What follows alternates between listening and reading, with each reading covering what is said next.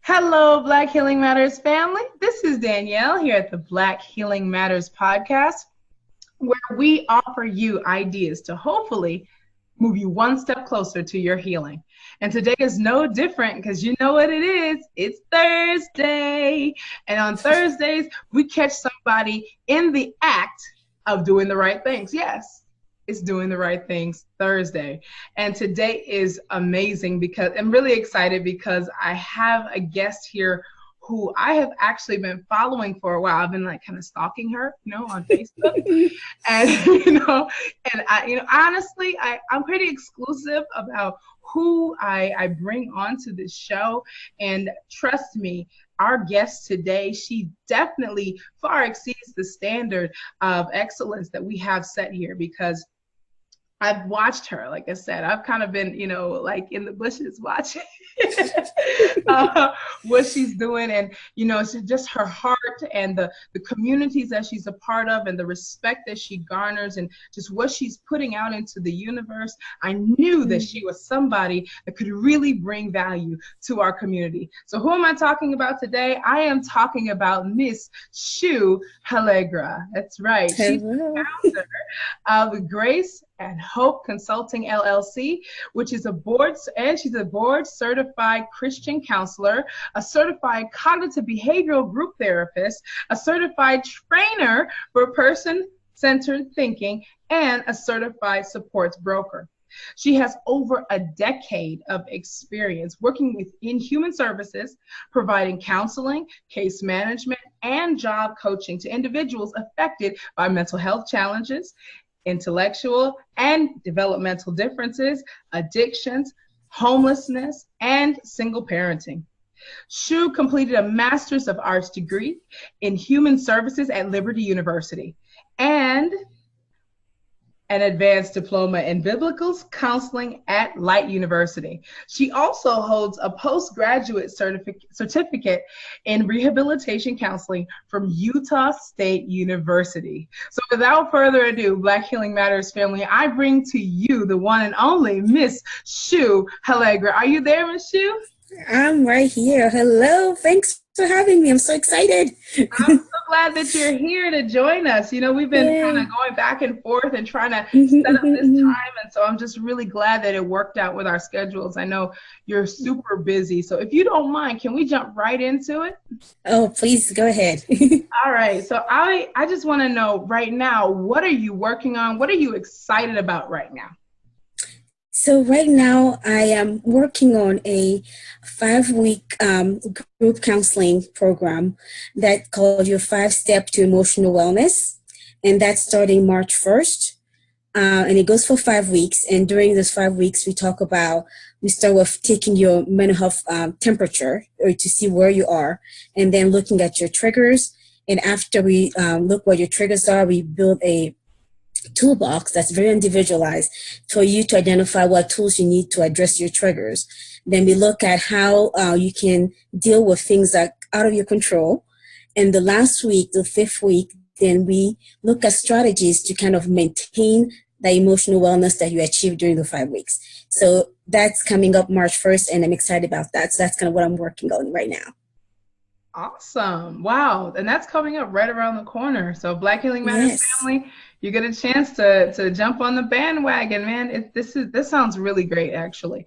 I know that so many of us struggle with taking those steps. And so you said it's over 5 weeks, right? Yeah, and we meet once a week online. So that it's an online version, also face-to-face version. So it's once a week online in the evening. I'll share how to get to the information later at the end, but for an hour. So you're committing to do the lifetime 1 hour a week, and then there's homework, you need to complete in between sessions. Nice. I can see how that could be really beneficial. And so how did you come about developing this program, if you don't mind me asking? No, sure. So a lot of people that I work with, a lot of people that I encounter often will say, well, I don't have a mental health diagnosis. I don't really, I have a diagnosis, so I don't need the help, but I still struggle with X, Y, and Z. I still struggle just I have days where I'm up, some days I'm down. I get irritated easily, but I still don't meet it. No, I don't think I need a counselor, like one-on-one counseling session.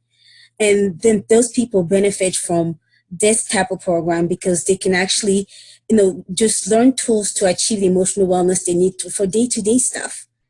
It's for everyone. We all need to be healthy emotionally, physically, and spiritually. And often we neglect that emotional piece. We just think because I don't have a diagnosis, I don't need to take care of, my mood swings, for example, or I don't need to take, care of, not having boundaries. That can be a trigger for stress.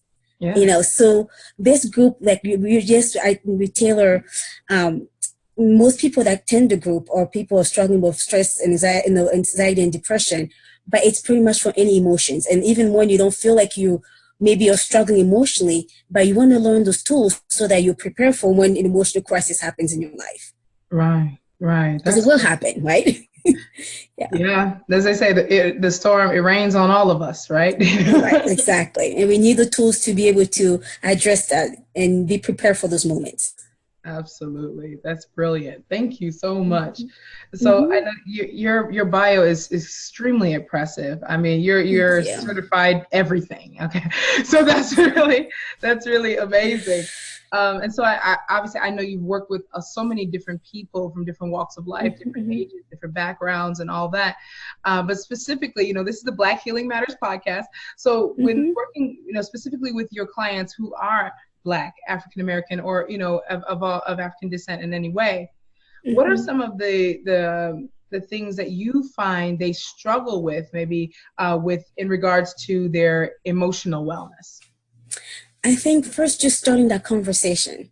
In our culture, we tend to keep matters locked behind closed doors. What happens behind closed doors stays there. These are family matters. This is what happened at home. Nobody needs to know. But we cannot heal if we keep hiding things pushing things under the rug.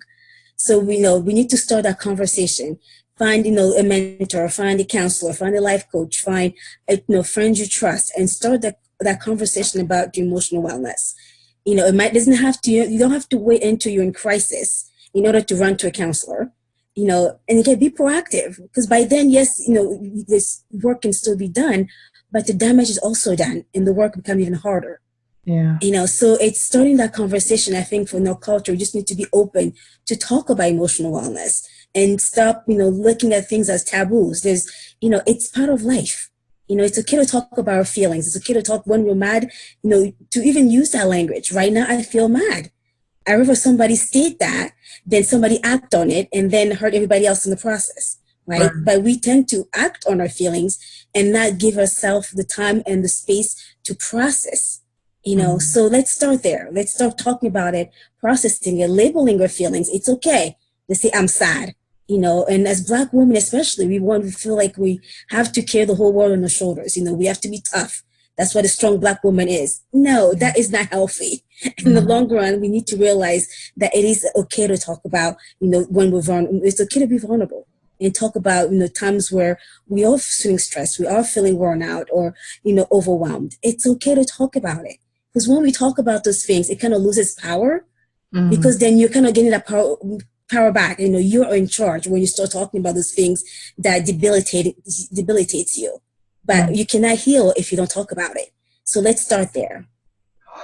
Wow, that is so true. We've actually, talked about that and really echoed that sentiment quite a lot here on this podcast in regards to being open. And so when you say being open, at least opening these conversations, do you have any kind of, I guess, venues or outlets in mind that people could begin to open these conversations? I think it depends on where you are in that state. Like just like with what I was saying with the group, kind of taking your temperature at the beginning, right? Some people might just need a support group. There's a lot of local support groups. If you look online, like with NAMI.org, and there's mental health associations that have a lot of support group around. If you're maybe struggling with depression or something to that nature. And sometimes maybe you're a caregiver and there's a lot of support groups for caregiver, people with cancer, people with, different type of illnesses. So finding a community where you can go and openly share what you're going through healing happens in community. Please don't isolate when you're struggling. That it won't do you any good. So I say start there, start looking for even groups on Facebook. That's a good place to start as well. And if you need more than just a group, then take a step further. Do you need a mentor? Do you need a counselor? Do you need a life coach? And all those three people, do different things. They all help you towards healing, but for different strategies per se. And it depends what you're dealing with. And, if someone needs help identifying what they actually need, I'll share my contact at the end. We can talk about it. But don't walk this journey alone. We're not meant to be, living life alone or struggling alone. And there's no healing when we're trying to do it alone. Healing happens in community.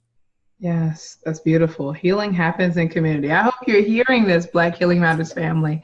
And that's honestly, that was really one of my motivations for starting this podcast and really making it a community.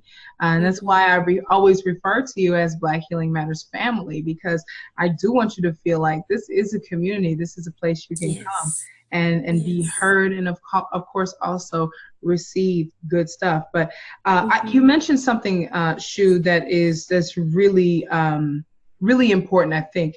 And you said that there's a difference between a mentor, a life coach, and I believe you said therapist. I'm not sure. Counselor. Can you just kind of lightly touch on what is the difference between those? Because I don't think most people are honestly familiar. Sure. So with also counselor. So often people, when you see counseling in psychotherapy, you're dealing with past issues that are still affecting your present. So you dig deeper, going back towards the past, healing from past trauma, past pain, and trying to figure out how to coping skills to address the present. When and often it's more like a medical model where people are given a diagnosis and they're trying to create a treatment plan and work for that.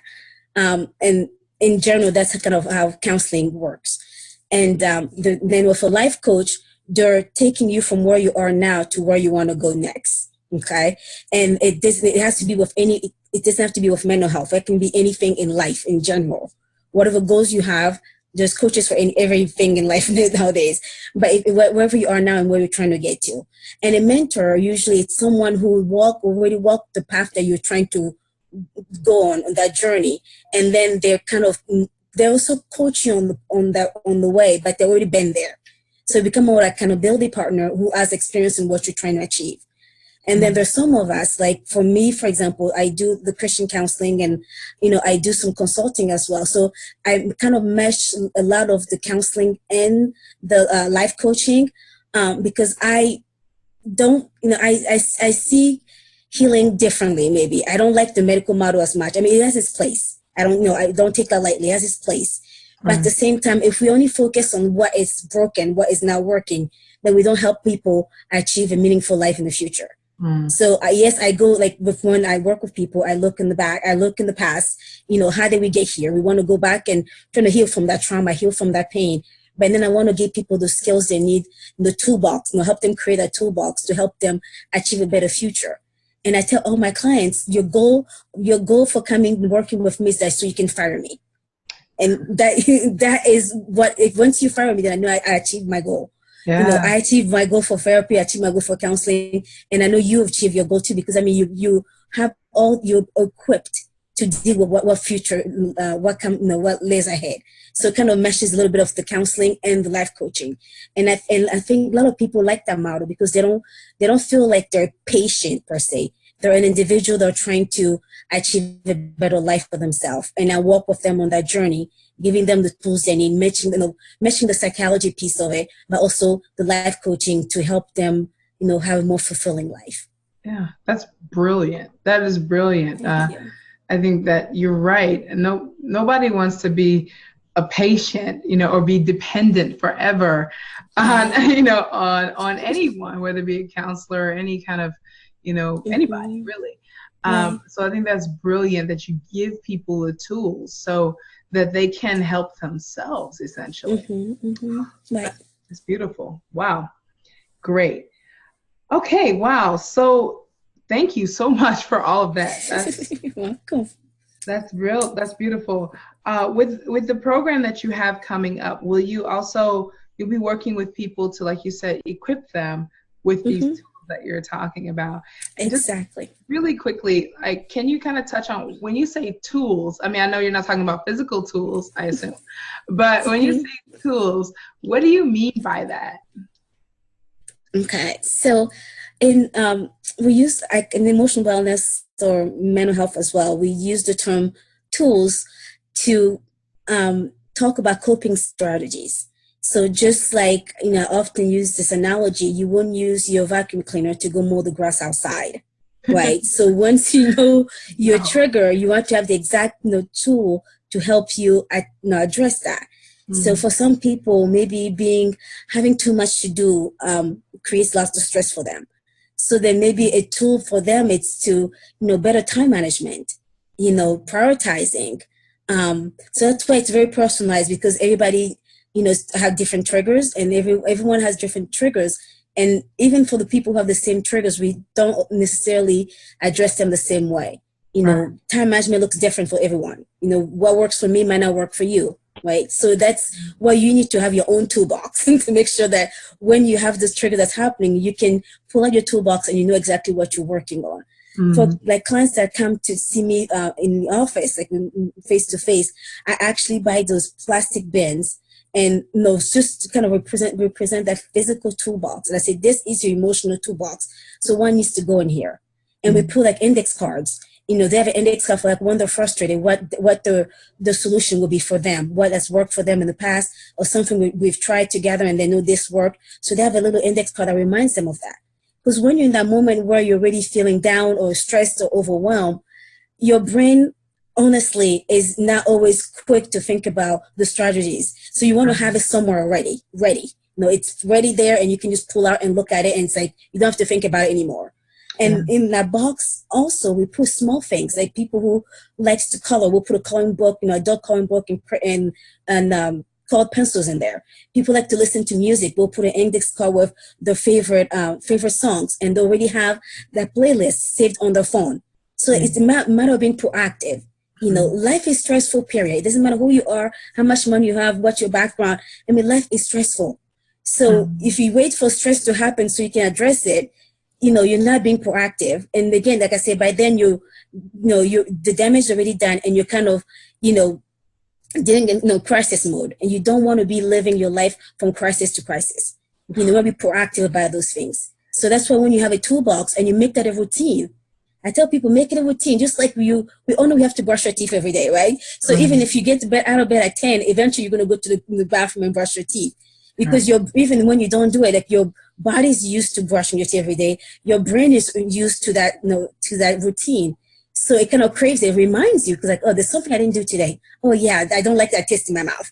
Imagine you're gonna go in the bathroom and brush your teeth, right? So Right. if you make part of what you have in your toolbox, your emotional wellness toolbox, as we call it, those coping skills that you have, if it's, meditation, if it's prayer, if it's talking to a friend, if it's journaling, going for a walk, listening to music, exercising, doing yoga, doing Zumba, whatever it is that, fuels you and kind of gets all those good hormones, running through you again, and, elevates your mood. That's what I'm talking about, your toolbox. Those are the tools you need to achieve emotional wellness. And start making it a routine. Each day do one or two of them. And Mhm. when it becomes a routine, it's more preventive. Just like if your car has gas in it all the time, then most likely we'll be running out of gas. But we don't live our lives or emotional lives that way. We just think, well, when I run out of gas emotionally, I'll just deal with it then. Again, by then your car is already broke down, right? Right. Exactly. So be proactive. Hmm. That's brilliant. Yes. Wow, that's so powerful. I hope you're listening to this, Black Healing Matters family. I really hope you're hearing Chou when she talks about this toolboxing, because I've personally dealt with this. I've had to develop my own emotional Mm-hmm. toolbox to be able Yeah. to just keep going and bouncing back. And, Mm-hmm. and like you said, it's not always obvious, even though we know these things, even though we have the information, it's not always easy when you're in the heat of conflict, or in the heat of of an emotion, to then cut and go to a tool, right? And then stop and right, and go to the app on your phone or something. But it's through training and repetition of actually reaching into that toolbox during that time of stress, of emotional duress. That's when you create that reaction. It becomes more like a reaction than it's just something you have to physically have to think about and use your will to do. So that's brilliant. I never thought of it that way, but thank you so much. That's amazing. You're welcome. Wow. Oh man, I don't want this to end. I know, I'm having so much fun. But Chou, I know it's late there. It's late night where you are, so we're gonna let you go. But before we let you go, before we cut you loose, we gotta find out. Please let the Black Healing Matters family know where they can get in contact with you, how they can maybe take part in your programs or that you have coming up here soon. Please let us know. Okay, so my website is graceandhopeconsulting.com, and written out AND. So graceandhopeconsulting.com. On there you'll find everything about me and what I'm doing, and my email and my phone number. But also a lot of the programs that I'm offering, like the group, the online group program, is also on my Facebook page. So facebook.com /Grace and Hope Consulting. And on there also, like I said, you'll find the groups and the dates and all the events that I'm doing is on there. I also do webinars, like 1 hour, 2 hour workshops every once in a while. So those are all always on there as well. But yeah, please keep in touch. If I can be of assistance, I love to serve a community, because we need this, and often we neglect it so much that it's not good for us. It's not good for the next generation. Like, what are we teaching them? And we need to do this. Take care of our emotions so that we can be healthy and emotionally present with the people who matter to us. Yeah, that's so true. Thank you so much. First, really, I want to say thank you to you for doing what you do. There are not too many people, especially Black women, in this space who are really providing this type of service and healing to other people. So thank you. Thank you so much. Okay. Thank you. It's my pleasure. On that note, excuse me. I'm recovering here. Well, on that note, Black Healing Matters family, I love you. Stay blessed. And as always, Black Healing Matters. Hello, Black Healing Matters community. And thank you so much, Danielle. I was just hopping in here to say thank you. Thank you for all that you do. Thank you for creating a safe place for all of us to share about things that matters to us, about issues that matters to the Black community. And thank you for being the leader of such a great movement. And thank you for being the great person you are. It's been a blessing to get to know you and, talking with you and connecting with you. So keep up the good work. We're all grateful for having you. Thank you, Danielle.